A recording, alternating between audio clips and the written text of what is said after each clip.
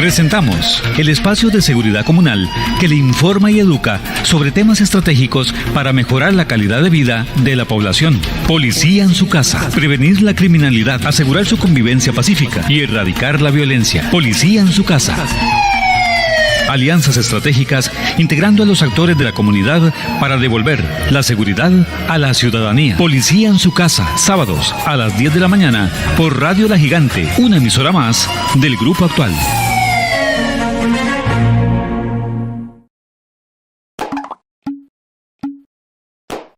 Muy buenos días. Su programa Policía en su casa está a punto de iniciar. Transmitimos desde Barrio Aranjuez, San José, Costa Rica, por 800 La Gigante del Grupo Actual y por 107.1 FM. También puedes seguirnos a través de la aplicación TuneIn y por las redes sociales, el Facebook del Ministerio de Seguridad Pública y Radio La Gigante.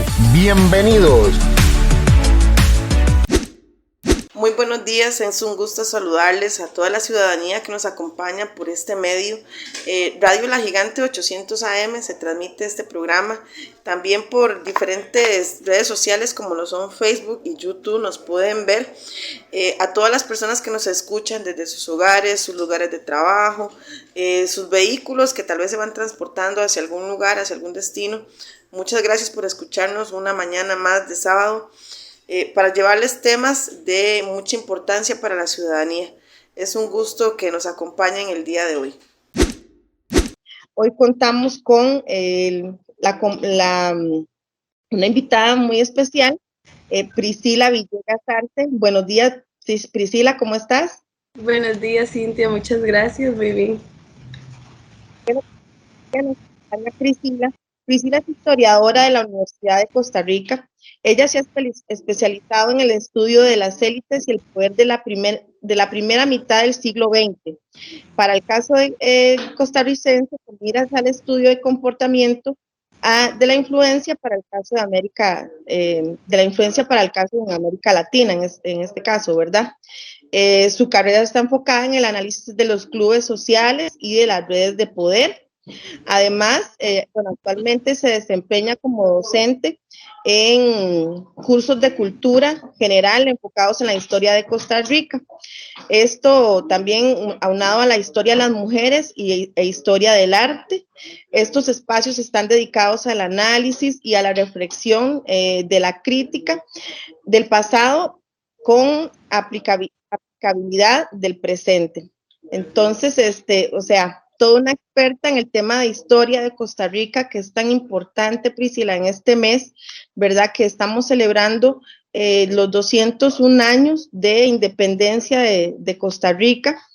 Y pues en realidad, bueno, sobre todo para nosotros, ¿verdad? Lo que es fuerza pública ha sido de mucho significado.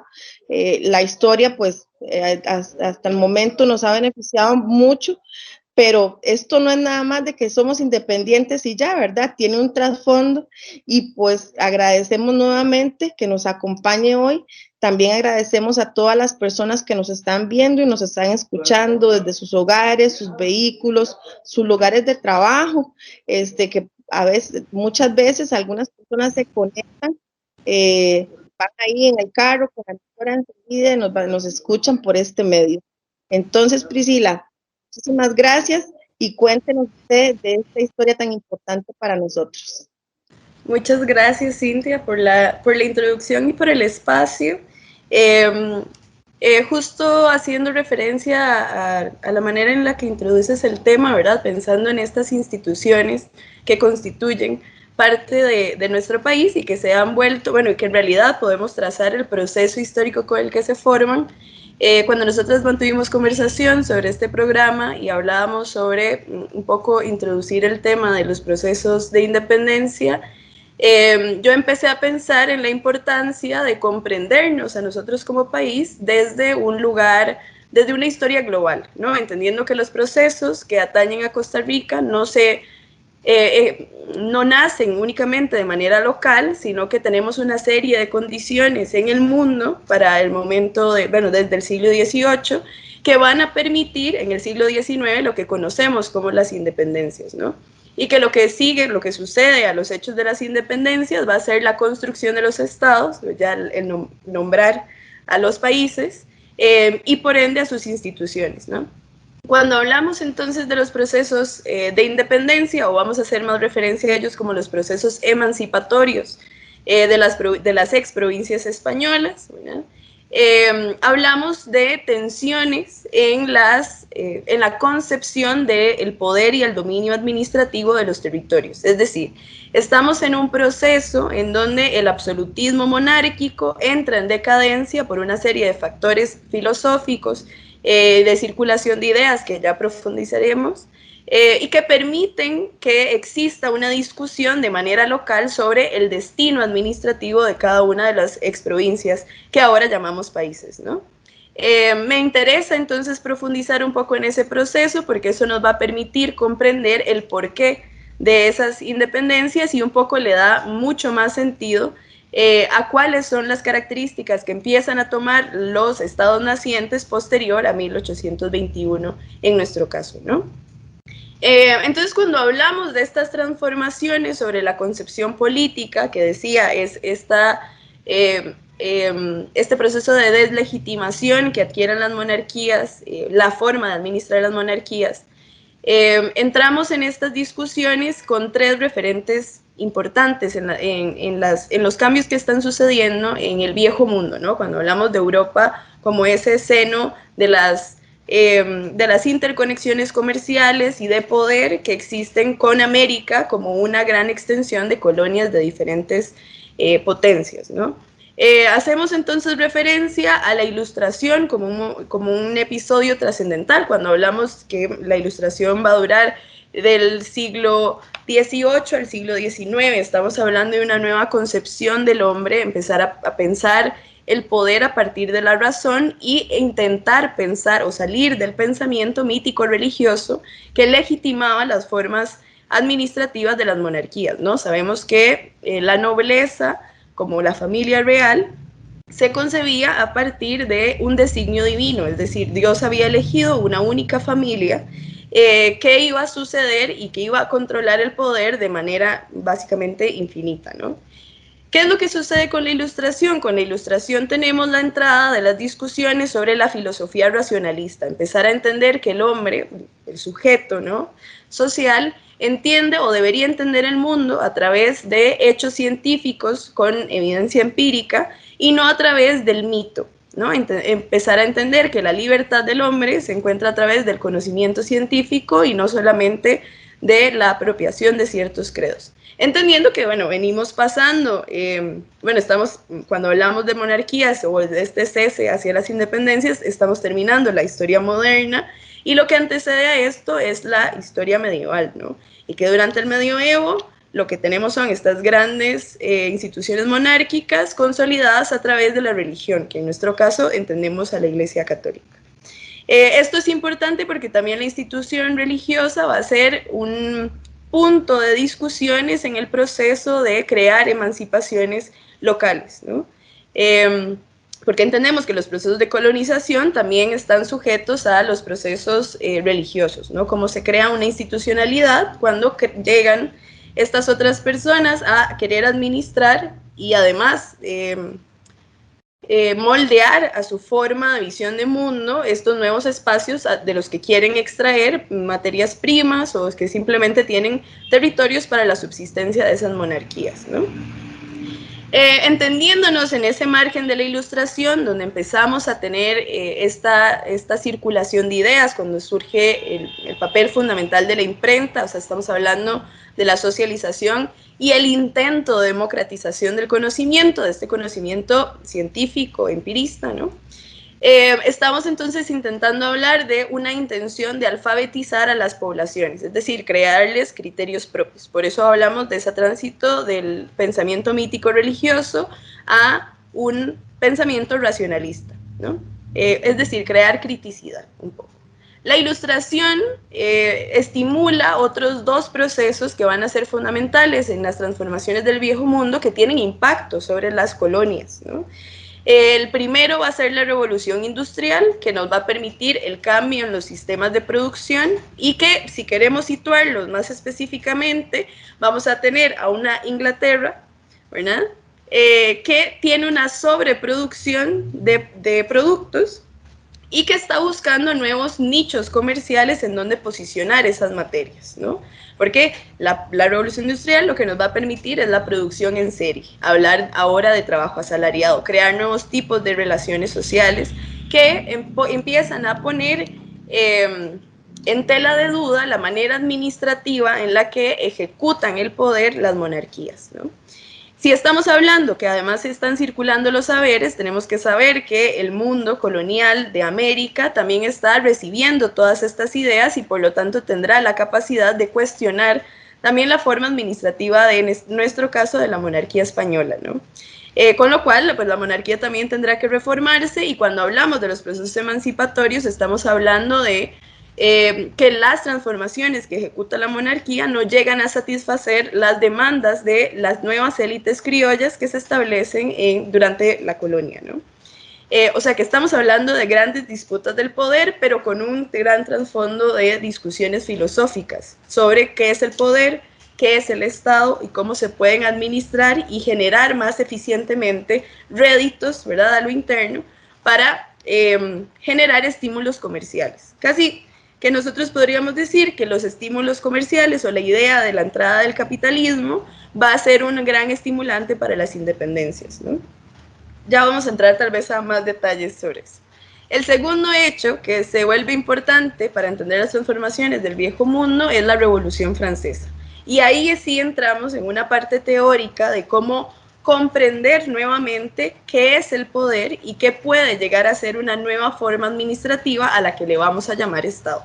O sea, nosotros tenemos que entender que en ese momento no existen los conceptos como nosotros lo entendemos ahora, que nosotros podemos decir un Estado hace referencia a un país y entendemos que el Estado tiene una serie de instituciones que se encargan de regular comportamientos, el orden, ¿no?, de la sociedad civil, pero también de las actividades administrativas que conlleva un país, ¿no?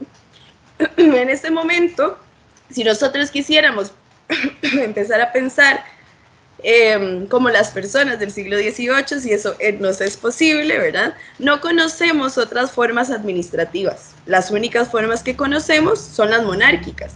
Por eso hablamos de un proceso inicial de reformas, intentar reformar aquello que ya existe para que sirva a las nuevas demandas o necesidades que decía económicas, sociales, políticas de los lugares locales en cada una de estas provincias.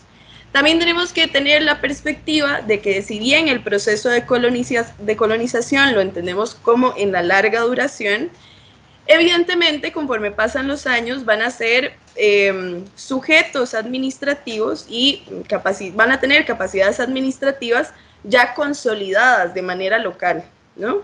Es decir, evidentemente quienes tienen los cargos administrativos para el siglo XVII no son los conquistadores que llegaron al continente, sino que son su descendencia. Por eso hablamos de una élite criolla. Hablamos de estos son nuevos sujetos sociales que se van a disputar el poder en estas nuevas regiones, ¿no? Y que de ahí va a venir un poco las tensiones, cómo se tejen tensiones entre esa élite criolla americana y las élites peninsulares, hablando de las monarquías, ¿no?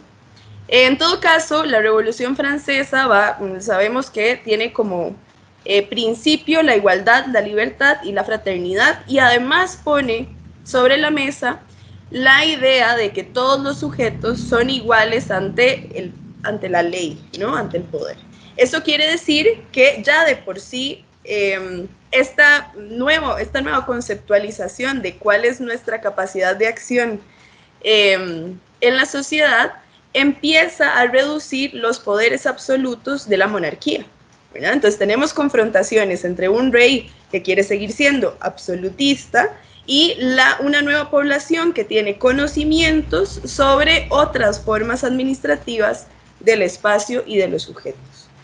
De ahí es cuando nosotros podemos identificar estos cambios en las ideas, o podríamos hablar de cambios en las mentalidades, que nos van a permitir lo que conocemos como los procesos de independencia. Sin embargo, a pesar de que tuviéramos cambios en las mentalidades, tenemos que también tener cambios estructurales que permitan que esas ideas se ejecuten, ¿no? Entonces vamos justamente a construir el camino hacia qué era lo que estaba pasando y por qué es que estos cambios tienen este desenlace de las independencias, ¿no? Decía entonces, bueno, si nos ponemos a pensar, estamos hablando de que existe la Revolución Francesa, tenemos un cambio en el pensamiento. A ver, que para ser más específicos, la Revolución Francesa será este enfrentamiento entre los burgueses, que son un nuevo sujeto social también, bueno, que se venía tejiendo también desde la Edad Media, pero que es básicamente un compendio de comerciantes que han logrado concentrar capitales, han logrado incentivar su propio estilo de cultura, o sea, hablar de cómo consideran la literatura, qué exigen desde el arte, ¿no? Se crean un nuevo grupo social que tiene sus propias formas culturales de comprenderse y de identificarse y que tienen roces con la nobleza. ¿Cuáles son los roces que tienen con la nobleza? La incapacidad que tiene la burguesía de acceder a puestos de poder por la naturaleza monárquica y casi dinástica, ¿verdad?, de cómo funciona el poder desde la monarquía. Que decíamos, para poder tener poder bajo un régimen monárquico hay que nacer dentro de la monarquía o simplemente no se existe, ¿no? Los burgueses, que tenían gran capacidad adquisitiva, gran formación cultural y, por lo tanto, mucha influencia social, evidentemente querían acceder al poder, que es cuando empieza a entrar una discusión sobre un nuevo concepto social, que es el mérito, ¿no? Que las personas puedan acceder a diferentes cargos políticos y administrativos a partir de sus conocimientos, o sea, de su mérito, y no por su linaje, básicamente. La Revolución Francesa, entonces, en síntesis, o sea, de manera muy simplificada, la podríamos ver por ahí, ¿no? Estamos hablando de un nuevo sector social y económico que desea llegar al poder y además ese poder repensarlo en otros términos. Eso es importante porque si bien eso pasa en Francia, ¿no? O sea, estamos hablando de la Revolución Francesa, esto va a llegar a oídos de todas las personas, o sea que las élites criollas, también educadas, también construidas desde conocimientos filosóficos, con mucha trayectoria sobre la administración local de las provincias, entrarán en una discusión sobre cómo eso podría implementarse dentro de sus capacidades administrativas. Tenemos que pensar también que la monarquía española, desde su lógica absolutista, no va a reconocer mayor capacidad de incidencia de las élites criollas, porque son los sujetos dominados, ¿verdad? O sea, las provincias le pertenecen a la monarquía y es la monarquía la que decide cómo se administran. Y a pesar de que tuvieran sujetos que se relacionaran directamente con sus realidades locales, no tenían mayor voz desde las decisiones que se emitían en la península. O sea que existe un problema también de comunicación y de reconocimiento. La monarquía española no se puede quedar desde las bases más arcaicas para el momento, ¿verdad?, que era ese absolutismo, sino que tiene que crear alguna manera de reformar, o sea, de saciar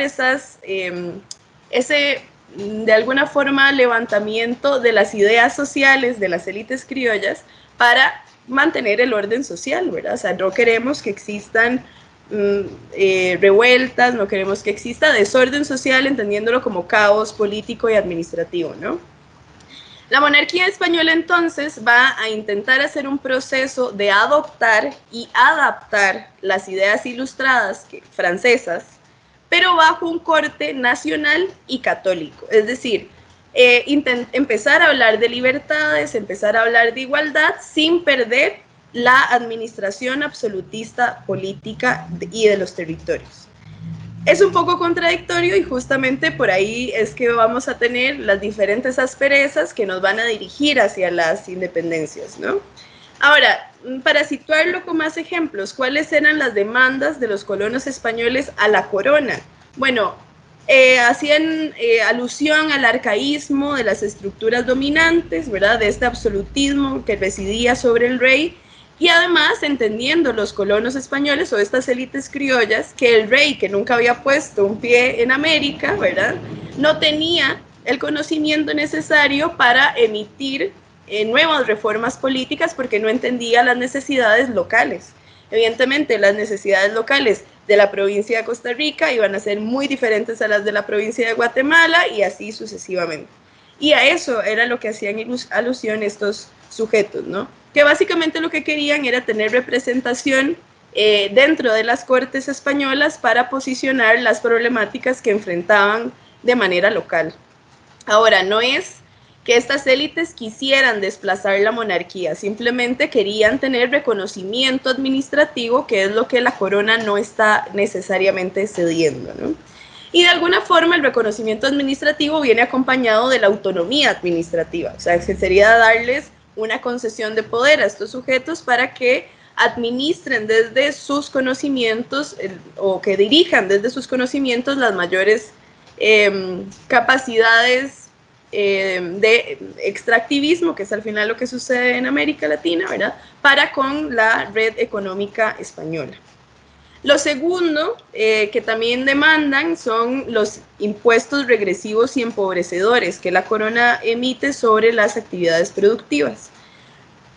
En términos sencillos, sabemos que básicamente la corona funciona como un único sujeto que decide cómo se administra y qué es lo que le sirve de ese lugar, ¿verdad? No piensan los sujetos que lo habitan, porque como decíamos, en ningún momento tienen la intención de empatizar con el establecimiento y desarrollo local, sino que simplemente quieren aquello que necesitan, que en este caso es la producción generalmente de granos, o sea, abastecerse de alimentos o simplemente la explotación del territorio de materias primas, ¿no? Y lo tercero que también señalan estas élites criollas es el empobrecimiento de las poblaciones, pero principalmente la dispersión que existe de esas poblaciones. Sabemos que la dispersión de la población genera un problema en el control que se puede ejecutar sobre estas poblaciones, ¿no? Y no pueden, a ver, que si tampoco tienen un buen presupuesto, porque ya dijimos que los impuestos eran regresivos y empobrecedores, tampoco pueden hacer mayor cosa para cambiar eso desde su única intención, ¿no? Ocupan de la corona para generar estos cambios más de estructura. Empieza la corona española, que para ese momento será la monarquía borbónica, a introducir lo que conocemos como las reformas borbónicas, que es intentar atender estas necesidades, ¿verdad?, de las élites locales, con la intención de que las reformas permitan a la estructura administrativa el progreso sin prescindir de la corona. O sea, ¿cómo crear estas reformas para que la corona no deje de existir? Porque ya sabemos por la Revolución Francesa que pueden dejar de hacerlo, ¿verdad? O sea, tenemos una nueva alerta en ese pensamiento administrativo de los territorios. Intenta entonces, ¿qué es lo que hace la corona? La corona española lo que dice es, nosotros la corona, podemos impulsar la modernización cultural, la modernización social y la modernización económica sin que exista un proceso revolucionario. Básicamente, lo que dicen es, nosotros podemos cambiar el mundo por decreto, ¿verdad? O sea, si lo escribimos y mandamos cómo hay que hacerlo, sin revolución podemos llegar a grandes cambios. Que eso también desde su perspectiva pues iba a resultar muy reduccionista porque de nuevo no atendía las necesidades de los sujetos que estaban haciendo las demandas, ¿no? Las reformas borbónicas, para tener una idea, lo que van a tener por objetivo es centralizar el poder de la corona. La corona española para este momento ya se encontraba en crisis económicas, estaba con diferentes enfrentamientos con Inglaterra, tenía enfrentamientos militares también con Francia, se estaba viendo amenazado por diferentes invasiones y esa debilidad peninsular pues también se traducía en debilidades administrativas con sus espacios colonizados, ¿no?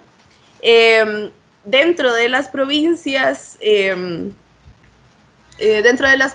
colonizadas, se va entonces, por esa debilidad administrativa, a crear paralelo a las administraciones formales de la corona, a crear una serie de formas administrativas que vienen de la práctica y no de la teoría, ¿no? Un ejemplo de eso es, por ejemplo, la existencia de las milicias en las provincias, que las milicias se iban a administrar de forma local y estaban dispersas, eran pequeños grupos militares que se encargaban de diferentes frentes, principalmente de defensa territorial y de mantener el orden de las personas que estaban sometidas para los trabajos de producción, ¿no? Con las reformas borbónicas, la corona lo que intenta es centralizar ese poder en un fortalecimiento único militar que atendiera desde la corona las necesidades de esos pueblos, o sea, básicamente tener el dominio, el control militar, tanto territorial, pero con la población, sin que existiera incidencia, casi que favores políticos, ¿verdad?, de los criollos con los aparatos militares. Lo que están intentando hacer es quitarle justamente el poder que habían adquirido esas élites criollas para devolverle el poder a la corona. Eso va a ser problemático, porque si ya veníamos hablando de que las élites criollas lo que querían era autonomía y lo que hace la corona es cerrarles de nuevo el poder, vamos a tener asperezas mucho más graves, ¿no? Su intención con esas medidas era luchar contra la corrupción, que esa corrupción a la que le llamaban a ese desarrollo del poder que tenían las élites criollas en lo administrativo, pero también la restricción del tráfico comercial, porque tenemos a una Inglaterra que a través del pirataje solía robar las mercancías que se transportaban desde las provincias colonizadas por España hacia Castilla, hacia Cádiz y hacia Sevilla, ¿no? Pero que también habían tejido relaciones de reciprocidad con pueblos indígenas que habían migrado hacia el Caribe, ¿no? Ejemplo de ello tenemos, nuestro Caribe costarricense, pero también podríamos hablar de la parte que hoy conocemos como Bluefields en Nicaragua y como toda otra región cultural, idiomática distinta, ¿no? Yo creo que el panorama, entonces entendemos que la corona está bastante alerta porque está bastante acechada por todos lados, ¿verdad? Desde un lugar filosófico, desde un lugar material de la existencia de los mercados comerciales, pero también de los sujetos locales, entendiéndose ahora a sí mismos como autónomos y en capacidad administrativa, en ciertas capacidades administrativas que la corona no está atendiendo. Entonces aquí podríamos preguntarnos, ¿cómo es que impacta esto a los procesos o a las realidades americanas, ¿verdad? Bueno, la circulación del pensamiento ilustrado va a traer tres ideas fundamentales, que es de donde los criollos gestarán sus ideas emancipatorias, son un poco autonomistas, porque como decía, ellos no están pensando en dejar de depender de la corona, porque a ver, imaginémonos en el siglo XVIII, una Costa Rica así de pequeña, ¿verdad?, que solamente tiene un monopolio comercial, no podría sobrevivir de manera autónoma, ¿verdad? O sea, no se piensa que pueda sobrevivir de manera autónoma. Sin embargo, estos criollos empiezan a pensar, empiezan a entender qué es el libre mercado, se dan cuenta de que el monopolio comercial que España había tejido con las provincias es también arcaico. Me hago referencia a que para la corona sus provincias únicamente podían comerciar con ella misma, ¿verdad? Vean que ni siquiera es intercambio intercolonial, ¿verdad? Eso no se permitía. Si Costa Rica producía tabaco, tenía que llevar el tabaco hasta Sevilla y Cádiz, y de ahí se hacía la distribución necesaria, que sabemos que en tiempo y recursos no es tan eficiente como lo podía proponer el libre mercado o libre comercio, que era la intención de que cada lugar produjera lo que quería producir y se insertara comercialmente con el resto de elementos que se ofertan de manera internacional, ¿no? Que era un poco el estímulo que Inglaterra estaba presionando porque su sistema económico colapsaría si las personas no se insertan a esa misma lógica de mercado y de producción.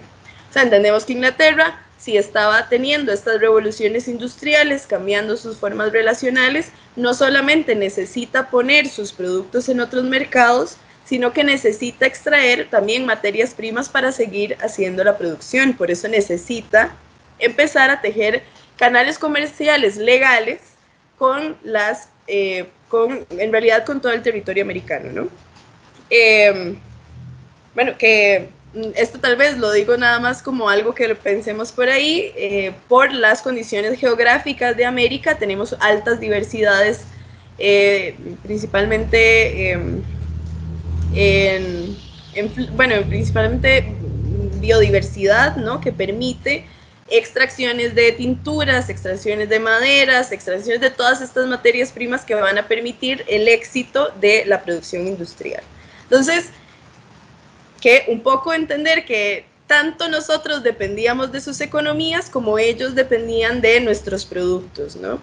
Y que aunque nos habían hecho creer que nosotros dependíamos de ellos para existir, esa misma lógica se va a reproducir, ¿verdad?, en estos cambios comerciales. De ahí lo importante de que se abrieran las mentalidades a pensar en otras formas administrativas que los hiciera mucho más activos en la creación de ese intercambio comercial. Lo otro es el tema de la igualdad ante la ley, ¿verdad? Porque si entonces hablábamos de una igualdad ante la ley, las élites criollas tenían tanta igualdad ante la corona como lo tenían las élites peninsulares. Eso para las élites peninsulares era impensable porque los concebían como inferiores a ellos, ¿no? Y ahí hablamos de un pensamiento de jerarquización racial, ¿no? En el momento en el que que si bien podían tejer un linaje directo con los primeros conquistadores para decir que eran españoles, sabían que había atravesado un proceso de mestizaje, ya fuera con las poblaciones indígenas, ya fuera con las poblaciones que se habían traído a América de manera esclavizada, negras, ¿no? Y que esos mestizajes e intercambios culturales desde la visión de ese momento se consideraban como retrocesos barbáricos, o sea que entre más blancos, más cultos y por lo tanto más racionales y al contrario, ¿no? Entonces, claro, pensar la igualdad ante la ley para ese momento suponía empezar a confrontar esas ideas de la jerarquía racializada porque estábamos frente a dos concepciones grandes del mundo, ¿no? Y lo último, eso sí que tenemos que tener presente, lo último que iban a pensar estas élites era en la independencia, ¿verdad? Ellos no lo concebían como una opción, lo que intentaban era obtener esa autonomía sobre el territorio, sobre la población, pero sin dejar de depender de la corona, ¿no? ¿Qué es lo que sucede o cómo empiezan a generar transformaciones? Bueno, inicialmente todo pinta bastante bien, se empieza a hablar de una economía de mercado libre y la monarquía lo que intenta es estimular que cada una de sus provincias se encargue de un monopolio productivo para estimular el comercio intercolonial. O sea, Costa Rica le va a tocar el tabaco y entonces ese era el mercado que podía explotar para el intercambio con el resto de las provincias, principalmente lo que ahora conocemos como la región centroamericana, ¿no? Y aquí hay un tema más que es muy interesante. No solamente están pasando estas transformaciones filosóficas sobre la administración política, sino que además tenemos confrontaciones materiales entre los sujetos que dirigen las monarquías. Tenemos, posterior a la Revolución Francesa, que si bien ya había posicionado la idea de un Estado, ¿verdad?, el tema del mérito, la división de los poderes, o sea, si bien conceptual y teóricamente tenían todas esas herramientas, en la manera práctica lo que sucede es que Napoleón accede al poder y básicamente Napoleón concentra, ¿verdad?, todo el poder también de manera autoritaria. Es contradictorio en su mismo proceso histórico, pero yo creo que lo más rico de ese proceso es entender que ellos tampoco entienden cómo podrían ejecutar grandes cambios, sino que hacen lo que pueden con lo que tienen, o sea, con lo que conocen para administrar, ¿no? Napoleón en todo caso hace alianzas con el rey de España de su momento, que es Fernando VII, Fernando VII, sin darse cuenta de que Napoleón lo que desea es básicamente destronarlo y quedarse con la administración tanto de la península como de sus colonias. Y bueno, con esta persecución, bueno, con la huida de Fernando VII del poder, empezamos a hablar, a Fernando VII le denominan Fernando el Deseado. ¿Eso qué quiere decir? Que dentro de la península y en América se empiezan a crear, bueno, hay un libro que empieza a hablar de esto como una eclosión juntera, o sea, el surgimiento de juntas administrativas que no reconocen a Napoleón como un líder político y que a causa del no reconocimiento del líder político y administrativo se unen para administrar localmente hasta que llegue el rey que sí reconocen, que es Fernando VII, ¿no? Entonces, Fernando el Deseado, porque no querían ese reconocimiento, pero aquí entra en juego el hecho de que cuando se crean las juntas administrativas, estamos hablando de que cada junta tiene autonomía administrativa local. O sea, que ya tienen su primer momento de ejecutar de manera autónoma la administración de cada uno de los espacios en donde se ha creado una junta.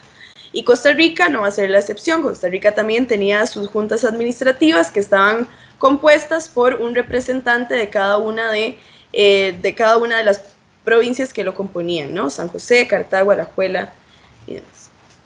El problema viene para las tensiones emancipatorias cuando regresa Fernando VII, el Deseado, y Fernando VII elimina la Constitución de Cádiz. La Constitución de Cádiz fue una constitución que se emite en 1812, en donde se estipulan todas estas reformas hacia la libertad y la soberanía de los pueblos y el reconocimiento de igualdad ante la ley.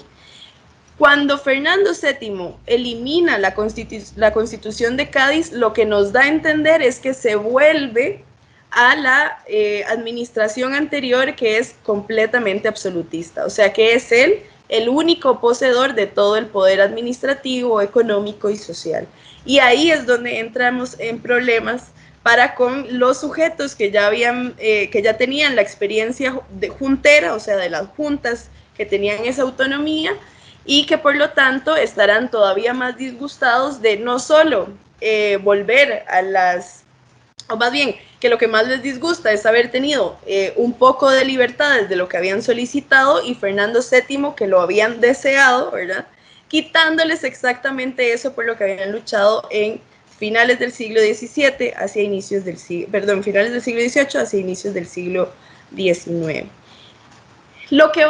Si ya la Constitución de Cádiz se establece en 1812, lo que va a suceder entre 1814 y 1821 son una serie de explotaciones del pensamiento social y político con respecto, ¿verdad?, a sus intenciones de administración autónoma. Tenemos una corona altamente debilitada, los intentos de reforma que se habían iniciado básicamente retroceden en esas libertades administrativas que tanto peleaban o por lo que estaban luchando las élites criollas, y empezamos a pensar en nuevas formas administrativas. De 1914 a 1921 sucederán varios procesos emancipatorios de la corona. Ahora, ¿por qué hablamos de procesos emancipatorios? Hablamos de esto porque, como decíamos, estos sujetos están buscando autonomía, no necesariamente construirse como estados, porque, como ya había dicho, ¿verdad?, el concepto de Estado de manera teórica ya estaba discutido, ¿verdad? O sea, esta división de poderes, la igualdad, la fraternidad y la libertad. Sin embargo, no sabían exactamente eso cómo se construye. Sí, la identidad de las provincias colonizadas estaba directamente ligada a su pertenencia a las coronas, ¿no? Entonces, empecemos a pensar, yo creo que un gran ejercicio es esto, que nos pongamos a pensar qué pasaría si mañana nos despertamos y ya no existe el Estado como lo conocemos, ¿verdad? O sea, básicamente pensaríamos en caos, porque no sabemos cómo administrarlo, porque no sabemos qué sucedería, porque lo conocido para nosotros son las formas institucionales y administrativas que tenemos hasta el día de hoy, ¿no? Y por lo tanto, con ese conocimiento, con ese bagaje cultural, empezaríamos a pensar en formas administrativas que se parecen o que van a ser muy similares a lo conocido, aunque tenga matices diferentes porque tenemos nuevas formas de entender el poder. Estos procesos emancipatorios suponen nuevos retos para estas élites criollas. En el caso costarricense, tendremos el enfrentamiento entre aquellos sujetos que se autoproclamaban republicanos, o sea, que abogaban por la idea de que Costa Rica podía ser una república independiente y soberana, y más bien, y se enfrentaban a los federalistas, que consideraban que Costa Rica era una provincia demasiado pequeña, poco ágil económicamente, y que por lo tanto tenía que sumarse a otro imperio americano o a otras formas administrativas federadas.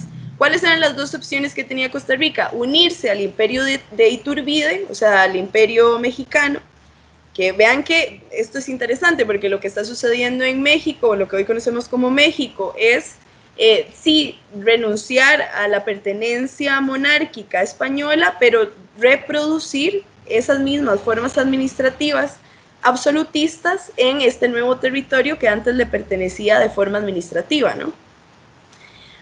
O teníamos la opción de unirnos a Guatemala, que proponía una formación administrativa federada, o sea, que existiera casi lo que conocemos como Centroamérica, donde cada una de esas regiones tuviera una representación en Guatemala y eso sí, se ejecutara, ¿verdad?, de manera regional. Que un poco por ahí podríamos ir hacia la discusión de cómo siempre hemos tenido esta intención de crear administraciones regionales en Centroamérica y han terminado en fracasos independentistas un poco, ¿no?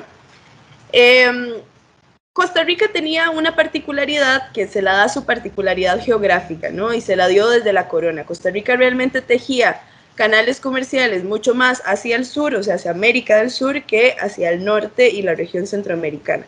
Principalmente porque sabemos que la tecnología de transporte no está tan avanzada para el momento y porque, bueno, como decía, las características geográficas tampoco hacían muy ágil ese intercambio de manera terrestre, ¿no? Ni por cabotaje en las costas del Pacífico.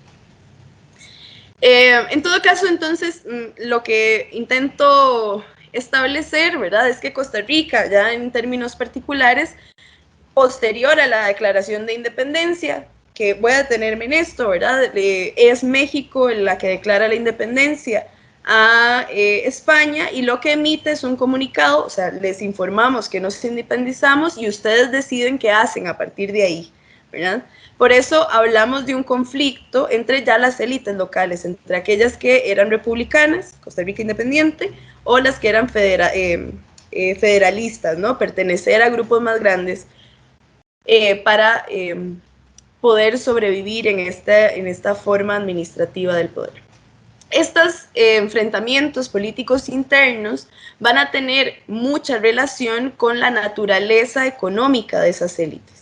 Sabemos que estas élites, o sea, en el caso costarricense, si sabemos que lo que tenemos es el monopolio del tabaco, las élites de Cartago, ¿no?, que se habían construido alrededor de otros sectores productivos, empiezan a tener riñas con las élites josefinas, que era el lugar en donde se empieza a producir tabaco y que por lo tanto empezamos a tener élites económicas mucho más poderosas e influyentes justamente por la pertenencia a la producción de tabaco, ¿no?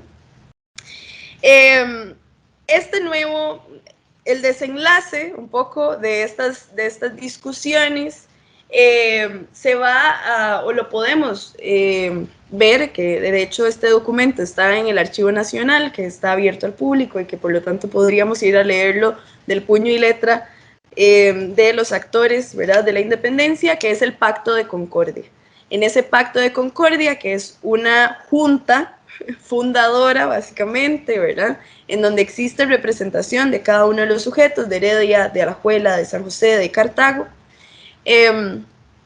estas personas se ponen de acuerdo para saber cuál va a ser el futuro de Costa Rica. O sea, que no solamente es declarar a Costa Rica independiente porque sí, sino establecer primero qué se entiende por esa independencia y cómo se va a administrar a partir de ese momento el territorio.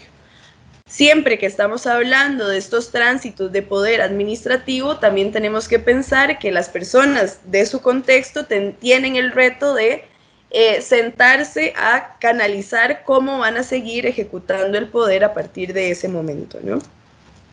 En el Pacto de Concordia se establecen algunos elementos que nosotros podemos identificar de cómo se empieza a dibujar esa Costa Rica independiente.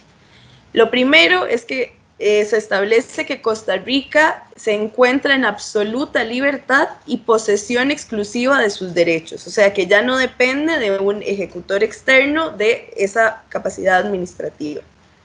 Lo segundo es que, como decíamos, que existen estas tensiones entre republicanos y federalistas, es una discusión que para el momento en el que se escribe el Pacto de Concordia todavía no está resuelta y deciden dejarlo como una puerta abierta, ¿no?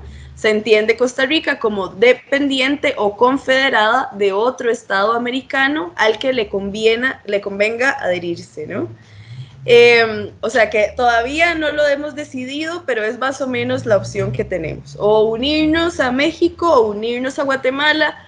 Existió la opción de unirnos a Perú, pero bueno, el imperio cae antes de que suceda esta intención y por lo tanto solamente tenemos estas dos grandes opciones, ¿no?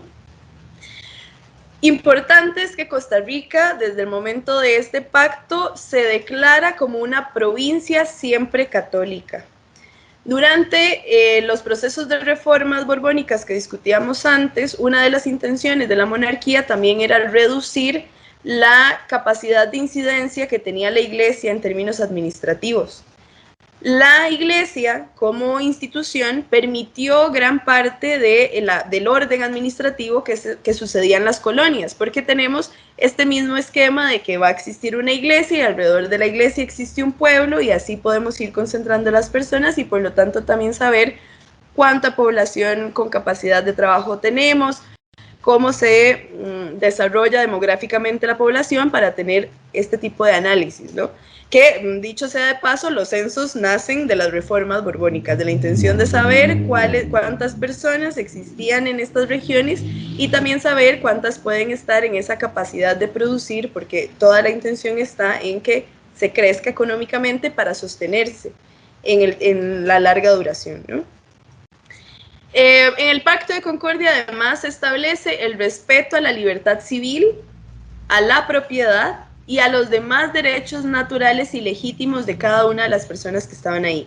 ¿Qué es lo que empiezan a establecer? Ya empezamos a tener una línea de quiénes son los costarricenses, ¿sí? O sea, empezar a delimitar geográficamente qué es Costa Rica y quiénes pertenecen a esa región, o sea, qué es el pertenecer a, y porque vean que si nosotros pensamos en estos términos administrativos de la corona, básicamente todos simplemente pertenecen a la corona y viven en la provincia de, ¿verdad? Esta es otra forma de mentalidad que tenemos que cambiar, o sea, ya no es el pertenecer a la corona, pero si no pertenecemos a la corona, entonces ¿a quién pertenecemos? Que es empezar a tejer la idea de qué es Costa Rica.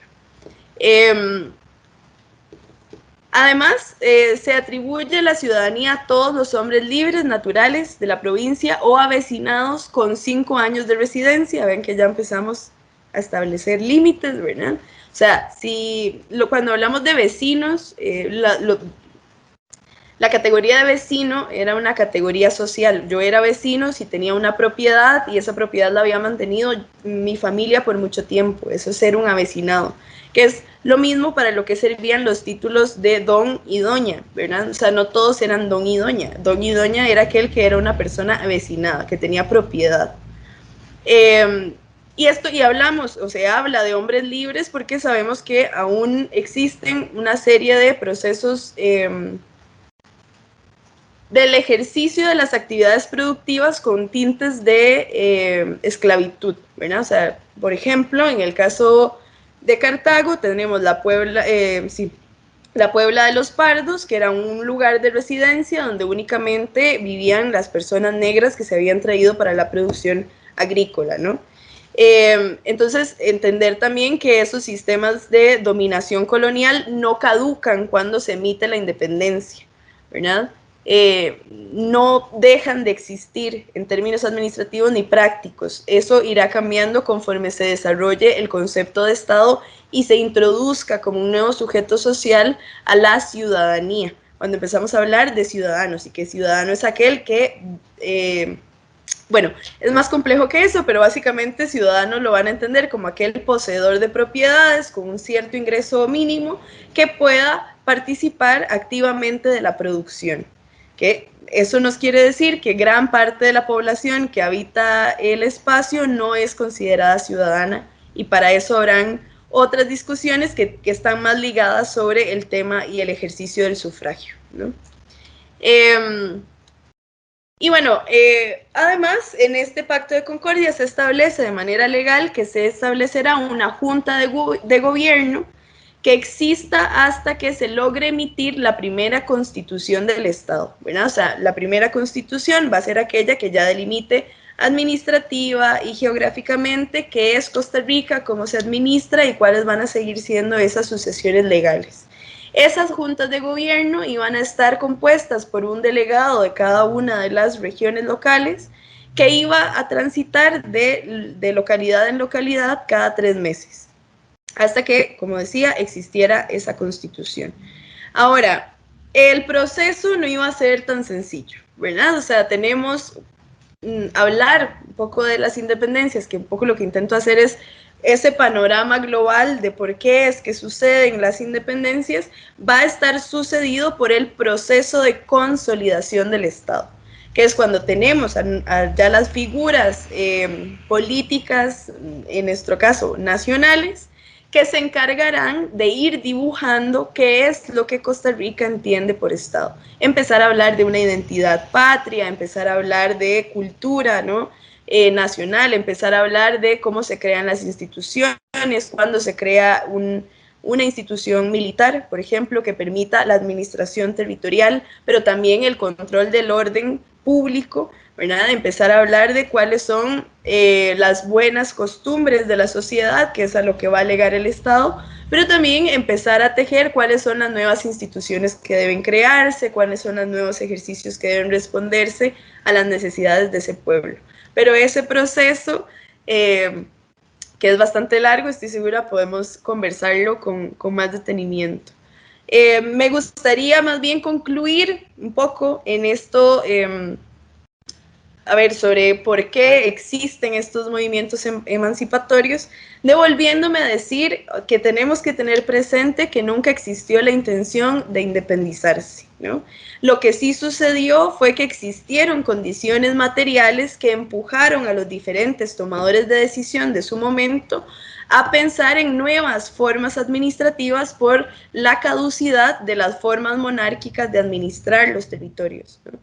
Y que lo que sucede después de las independencias es básicamente todo un proceso creativo, ¿verdad? De cómo reorganizar esas instituciones y de qué es lo que se comprende por Estado, que es un concepto muy abstracto para la gente de su época, ¿no?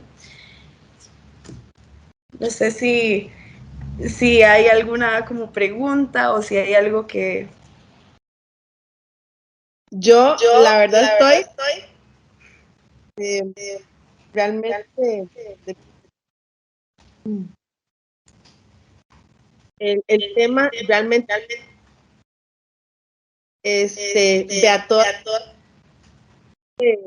de mucho interés en este mes, que pues celebramos un año más de independencia, pero de ahí la importancia de saber de dónde viene todo esto, ¿verdad? Como usted nos decía, en realidad no había una intención de independizarnos, ¿verdad? Yo lo entiendo así, ¿verdad? Mi manera era como más bien queríamos acomodarnos, pero pues se dio este proceso. Priscila, pues agradecerle montones, realmente para mí el programa de hoy, para mí de mucho aprendizaje, ahí anoté un montón de cosas y pues sí, pues, si usted nos acepta, realizar una segunda parte para darle continuidad a este tema, porque realmente yo soy muy partidaria de que pues es bueno conocer historias de otros países, de otros lugares y todo, pero debemos conocer principalmente lo nuestro, ¿verdad? Nuestra raíz, de dónde venimos nosotros, de dónde vienen todos estos procesos de los que nosotros gozamos ahora. Entonces, pues yo realmente espero que podamos realizar una segunda, yo creo que hasta una tercera, porque realmente este tema está muy, muy bueno y yo sé que para la ciudadanía también es un tema de mucha importancia. Agradecerles nuevamente, ¿verdad? Aceptar nuestra invitación y pues quedamos anuentes, ¿verdad? A un nuevo programa. Agradecerles también a todas las personas que nos acompañan, que nos escuchan por medio de 800 AM Radio La Gigante, que hace posible que esta información llegue a sus hogares, a sus lugares de trabajo y a todos los rincones en donde llegue esta señal. Muchísimas gracias a ustedes por el espacio y por supuesto que yo encantada de acompañarnos en otro momento. Gracias a ustedes también entonces que nos acompañan y estén muy pendientes para la segunda parte porque definitivamente la debemos tener. Muchas gracias. Hasta el próximo espacio de Policía en su casa. Los sábados a las 10 de la mañana, el espacio de seguridad comunal que le informa y educa sobre temas estratégicos para mejorar la calidad de vida de la población. Policía en su casa. Prevenir la criminalidad, asegurar su convivencia pacífica y erradicar la violencia. Policía en su casa. Alianzas estratégicas integrando a los actores de la comunidad para devolver la seguridad a la ciudadanía. Policía en su casa, sábados a las 10 de la mañana por Radio La Gigante, una emisora más del Grupo Actual.